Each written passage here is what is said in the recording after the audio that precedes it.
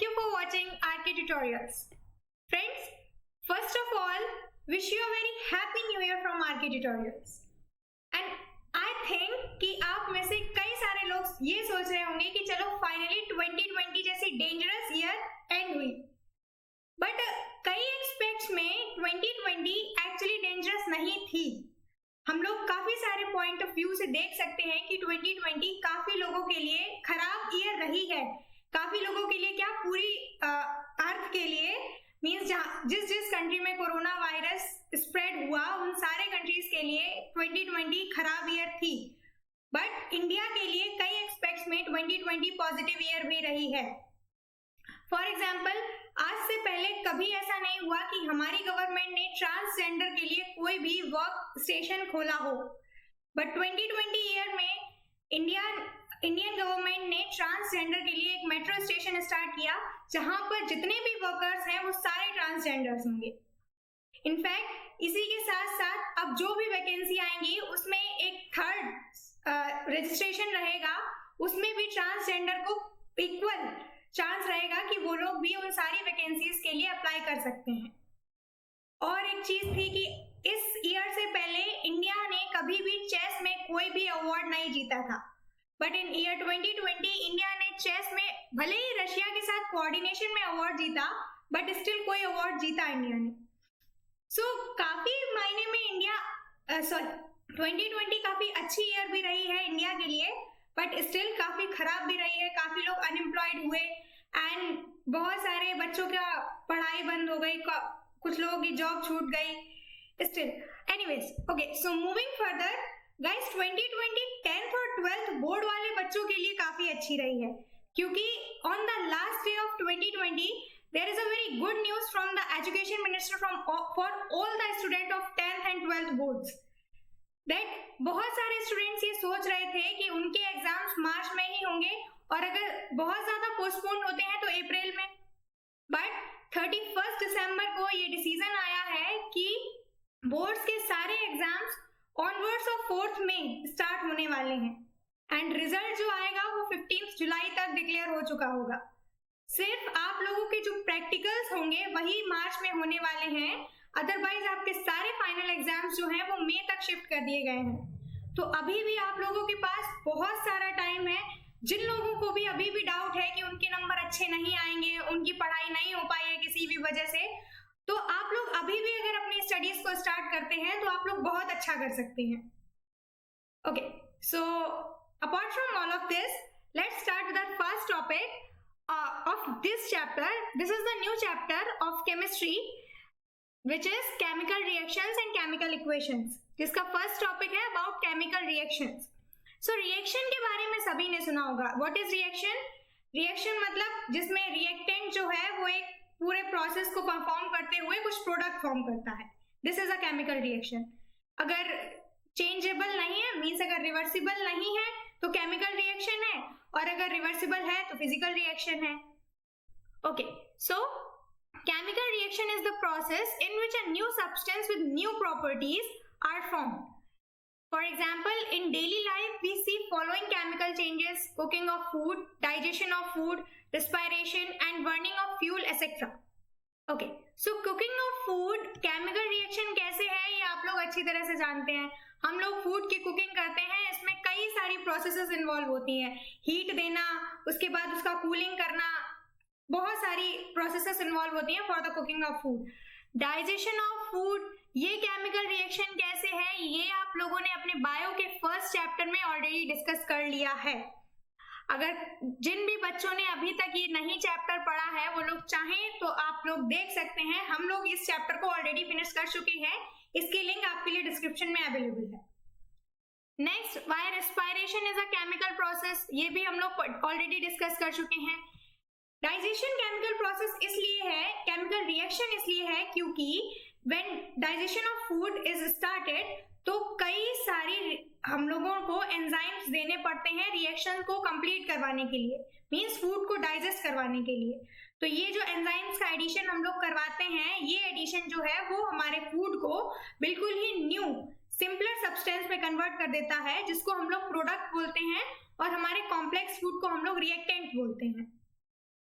Next is burning of fuel, etc. Okay. Now moving ahead, reactants and products. Okay, so मैं ये बार बार word use कर रही हूँ कि रिएक्टेंट क्या है, प्रोडक्ट क्या है. तो आइए पहले जान लेते हैं कि रिएक्टेंट क्या है और प्रोडक्ट क्या है. Okay, so in a chemical reaction, the substance takes originally is called reactant. Means अगर हम लोग किसी भी केमिकल रिएक्शन की बात करते हैं तो जो सब्सटेंस हम लोगों ने लिया है फॉर द कन्वर्जन, मीन्स अगर हम लोग ये चाहते हैं कि ये हमारे पास रिएक्टेंट है और इसमें हमें कुछ रिएक्ट करवाना है या फिर इसके साथ कुछ रिएक्ट करवाना है या इसमें रिएक्शन करवानी है, तो जिस सब्सटेंस की हम लोग बात कर रहे हैं वो रिएक्टेंट होगा. एंड उसमें रिएक्शन के बाद या फिर उसके साथ रिएक्शन के बाद जो फाइनल प्रोडक्ट जो फाइनल सब्सटेंस हमें मिलेगा वो प्रोडक्ट होगा. क्लियर हो गया? And the new chemical substance formed is called products. और फॉर एग्जांपल आप यहाँ पर देख सकते हैं, यहाँ पर हम लोगों ने zinc and H2SO4 as reactants लिया. उसके बाद हम लोगों को फाइनल प्रोडक्ट मिला zinc sulphate and hydrogen as gas. जबकि यहाँ पर हाइड्रोजन जो था वो एसिड फॉर्म में था और जिंक यहाँ पर मेटल था. But on the other side हम लोगों को जो प्रोडक्ट मिला वो था zinc sulphate and hydrogen as gas. Clear हो गया? Okay, so moving ahead. Okay, now we are going on to discuss about types of chemical reactions or chemical equations. So basically there are two types of chemical equations, balanced and unbalanced. सुनने में ये आ रहा है कि balanced मतलब दोनों तरफ equal होगा. Equal क्या होगा? तो first of all हम लोग जब भी किसी reaction की बात करते हैं तो reaction between two atoms या फिर two molecules होती है. तो उन molecules को equalize करना मीन्स रिएक्टेंट साइड भी और प्रोडक्ट साइड भी जब हम लोग इक्वल मॉलिक्यूल्स के साथ रिएक्शन करते हैं तो वो बैलेंस इक्वेशन होती है, और जब ये इक्वल नहीं होते हैं तो वो अनबैलेंस इक्वेशन होती है. Okay, so a chemical equation which have an equal number of atoms of different elements in the reactant and product is known as balanced chemical equation. Those chemical equation which have an equal number of atoms of different elements in the reactants and also in the products, these types of equations or reactions are known as balanced chemical equations. For example, zinc, यहाँ पर एक देख रहे हैं आप. Okay, so guys, first of all कि I hope आप लोगों को hit and try method से equations को balance करना आता होगा. अगर आप में से किसी भी बच्चे को इस पार्ट में या इस कॉन्सेप्ट में कुछ भी डाउट है तो आप हमें कमेंट सेक्शन में जरूर बताएं, हम लोग आपका वो वाला पार्ट भी क्लियर करने की पूरी कोशिश करेंगे. ओके, सो हेयर जिंक का एटम एक है, यहाँ पर भी जिंक एक एटम है. नाउ मूविंग अहेड, हाइड्रोजन दो है, यहाँ पर भी हाइड्रोजन दो है. सल्फर एक है, यहाँ पर भी सल्फर एक है. और अब बात आती है फाइनली ऑक्सीजन की, तो यहाँ पर ऑक्सीजन 4 है एंड यहाँ पर भी ऑक्सीजन 4 है. तो बेसिकली ये जो रिएक्शन है ये ऑलरेडी बाय डिफॉल्ट ऑलरेडी ये जो रिएक्शन है ये बैलेंस्ड है. अब बात आती है अनबैलेंस इक्वेशन की. Those chemical equations which have equal number of atoms of unequal number of atoms of one or more elements in the reactant and product are known as unbalanced equation. Means वो reactions जिसमें जो reactant और product के atoms होते हैं वो equal नहीं होते हैं, ऐसे reactions को या फिर ऐसी equations को हम लोग कहते हैं unbalanced chemical equation. For example, H2 plus O2 gives out H2O. यहाँ पर H2 का 2 मॉलिक्यूल्स हैं, यहाँ पर भी 2 हैं एटम्स, सॉरी यहाँ पर भी ऑक्सीजन के 2 एटम्स हैं, बट यहाँ पर ऑक्सीजन का ओनली 1 एटम है. तो by hit and trial method क्या होता है, हम लोग बैलेंस करने के लिए यहाँ पर ऑक्सीजन के एटम्स को बैलेंस करने के लिए यहाँ पर 2 से मल्टीप्लाई कर देंगे पूरी रिएक्शन में. अब आप सोच रहे होंगे यहाँ पर तो हाइड्रोजन के 4 एटम्स हो गए, तो 2 जा 4, तो यहाँ पर भी बैलेंस करने के लिए 2 से मल्टीप्लाई कर देंगे. तो ये हो गई हमारी इक्वेशन बैलेंस. क्लियर हो गया? Now moving ahead on the note point, as we know according to law of conservation of mass, matter can never be created nor destroyed in a chemical reaction. So we can say that number of various types of atom in reactants must be equal to the same number of product. Okay, so अब बात आई कि reaction को balance करने की जरूरत क्या पड़ी, क्यों हम लोग hit and trial method and जैसे जैसे आगे बढ़ते जाएंगे तो बहुत सारे मेथड आप पढ़ करेंगे इक्वेशंस को बैलेंस करने के लिए। तो सबसे बड़ी बात कि इक्वेशन को बैलेंस करने की जरूरत क्या पड़ी। तो guys, according to law of conservation of mass, matter can never be created and not destroyed.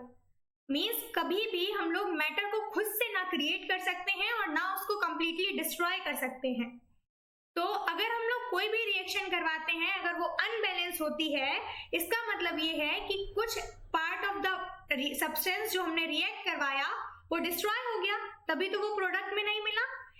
इसी वजह से इस लॉ को वेरीफाई करने के लिए हम लोग ये करते हैं कि जो हमें प्रोडक्ट मिला है उसको रिएक्टेंट के मॉलिक्यूल्स के इक्वल करते हैं, या फिर कई बार ऐसा होता है कि जो प्रोडक्ट होता है वो रिएक्टेंट से ज्यादा फॉर्म हो जाता है, तो वहां पर इक्वलाइज करने के लिए रिएक्टेंट को हम लोग बैलेंस करते हैं टू प्रोडक्ट के इक्वल करने के लिए।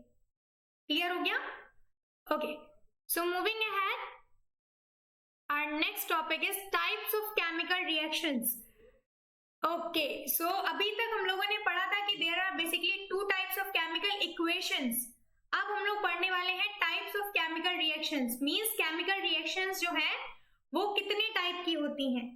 तो गाइस, केमिकल रिएक्शंस जो है वो बेसिकली बहुत सारे टाइप्स की होती हैं, बट आपके सिलेबस में हम लोग पढ़ने वाले हैं about 6 types of chemical reactions. आज हम लोग उनमें से सिर्फ 2 डिस्कस करने वाले हैं, बाकी की रिमेनिंग रिएक्शंस हम लोग अपने नेक्स्ट पार्ट में डिस्कस करेंगे। तो जो लोग हमारे चैनल पर नए हैं वो लोग सब्सक्राइब कर लें, वीडियो अच्छी लगे तो लाइक जरूर कर दें एंड बेल आइकन को भी प्रेस कर दें so that you can not miss the upcoming notifications of our videos. Okay, so types of chemical reactions. First type of chemical reaction is combination reaction और addition reaction. Okay, so यहाँ पर I hope आपको नाम से clear हो रहा होगा कि addition reaction means addition of any 2 reactants. Okay, so those reactions in which 2 or more than 2 substances combine to form a single substance are called combination reaction. Those reactions in which 2 or more than 2 substances means वो reactions जिसमें 2 reactants या फिर more than 2 reactants जब combine होकर single product का formation करते हैं, ऐसे reactions को हम लोग नेम देते हैं combination reaction और addition reaction. क्लियर हो गया? यहाँ पर आपको दिख भी रहा होगा calcium oxide plus hydrogen gives out calcium hydroxide. Next is magnesium plus oxygen it gives magnesium oxide. Okay, यहाँ पर 2 रिएक्टेंट्स हैं, कंबाइन होकर सिंगल प्रोडक्ट का फॉर्मेशन कर रहे हैं, ठीक है। Now moving ahead, decomposition reaction. What is decomposition reaction?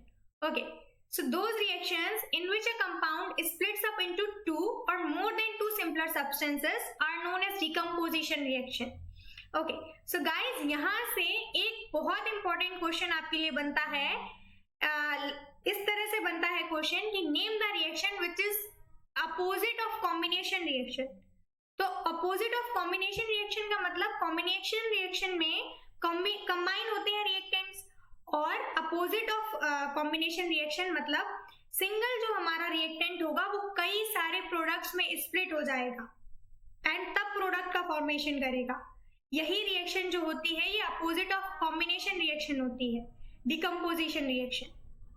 Okay, so those reactions in which a compound is splits up into 2 और more than 2 simpler substances, they are known as decomposition reactions. And the decomposition reaction are carried out by applying heat, light and electricity. This line is very important. Without any external process we cannot carry out any type of decomposition reaction. जो decomposition reaction heat से carry out करवाई जाती हैं, they are called thermal reactions. Thermal decomposition reactions. जो light से करवाई जाती हैं, they are called photoelectric decomposition reaction. और जो इलेक्ट्रिसिटी से होती हैं दे आर इलेक्ट्रोलिसिस। क्लियर हो गया? ओके, सो यहाँ पर एग्जांपल है KClO3। KClO3 को जब हम लोग हीट करते हैं तो हम लोगों को KCl plus oxygen as a product मिलता है। तो वही बात हो गई कि यहाँ पर रिएक्टेंट जो है वो सिंगल है और हमें जो प्रोडक्ट मिल रहा है वो 2 मिल रहा है, मतलब कि जो हमारा रिएक्टेंट है वो 2 पार्ट में स्प्लिट अप हो गया। Now moving ahead, next example is calcium carbonate. Okay, calcium carbonate को जब हीट किया तो हम लोगों को calcium oxide and carbon dioxide as product मिल गया। ओके, सो गाइस, जो हम लोगों की ये रिएक्शंस होती हैं, they are carried out by heat. या तो हीट देने पे कैरी आउट होती हैं, या फिर लाइट से कैरी आउट होती हैं, या फिर इलेक्ट्रिसिटी के थ्रू कैरी आउट होती हैं। तो all and all in reaction को कैरी आउट करवाने के लिए हम लोगों को एनर्जी देनी पड़ती है। That's why they are called endothermic reactions. जितनी भी डिकम्पोजिशन रिएक्शंस होती हैं वो सारी एंडोथर्मिक रिएक्शंस होती हैं। Now moving ahead, the decomposition reaction are used to, uses of decomposition reaction. What are the uses of decomposition reaction? So the first use of decomposition reaction is, the decomposition reaction are used to extract several metals from their naturally occurring compound. Decomposition reaction का एक बहुत ही ज्यादा important use है, which is, अगर आपका minerals and ores chapter पूरा रहता तो आप लोगों को ये यूज का थोड़ा सा पढ़ने को भी मिलता अपने चैप्टर में, जहां पर आप इलेक्ट्रोलिसिस ऑफ ओर्स पढ़ते हैं। उस चैप्टर में हम लोग जिंक का एक्सट्रैक्शन पढ़ते हैं फ्रॉम इलेक्ट्रोलिसिस। बट क्योंकि अगर आपका मेटलर्जी हट चुका है पार्ट, तो इस ईयर आप लोग उसके बारे में नहीं पढ़ने वाले हैं। ओके, सो डिकम्पोजिशन रिएक्शन सबसे पहले यूज करते हैं हम लोग ओर्स से मेटल को एक्सट्रैक्ट करने के लिए। जो हमारे ओर्स होते हैं उनसे मेटल को एक्सट्रैक्ट करने के लिए हम लोग इलेक्ट्रिसिटी पास करवाते हैं, और ये प्रॉपर फेनोमेनन होता है जिससे जो हमारा सब्सटेंस है वो कैरी आउट मींस जो हमारा मेटल है वो एक्सट्रैक्ट हो जाता है। Okay, so now moving ahead towards the second use of decomposition reaction. This is the digestion of food in the body is an example of decomposition reaction. Now ये decomposition reaction का example कैसे है? Guys, जो हम लोग खाना खाते हैं that is only a one substance, और डाइजेस्ट होने के बाद ये कई सारे पार्ट में कन्वर्ट होता है। मींस जो शुगर होती है वो स्टार्च में कन्वर्ट होती है, फैट फैटी एसिड में, प्रोटीन्स अमीनो एसिड में, एंड ग्लिसरॉल में। तो ये जो सिंगल फूड का इतने सारे प्रोडक्ट्स में कन्वर्ट होना, this is also a type of decomposition reaction. तो ये भी यूज हुआ ना एक टाइप का हमारी बॉडी के लिए डिकम्पोजिशन रिएक्शन का। Okay, so this is the last topic of today's video.